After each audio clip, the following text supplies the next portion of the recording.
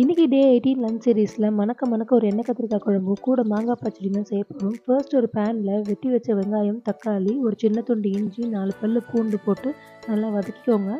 இது கூடவே ஒரு டேபிள் ஸ்பூன் சீரகம், ஒரு டேபிள் ஸ்பூன் சோம்பு, காரத்துக்கேற்ப மிளகாய்த்தூள், மல்லித்தூள் எல்லாம் போட்டு நல்லா வதக்கிக்கோங்க. இப்போ இதை மூடி போட்டு வேக வைக்கலாம்.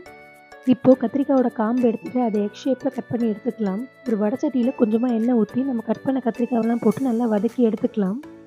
கத்திரிக்காய் நல்லா வதங்கிறதுக்குள்ளே நம்ம ரெடி பண்ணி வச்சுருக்க மசாலாவை மிக்ஸி ஜாரில் போட்டு கொஞ்சமாக தேங்காய் ஆட் பண்ணி நல்லா பேஸ்ட்டாக அரைச்சி எடுத்துக்கலாம்.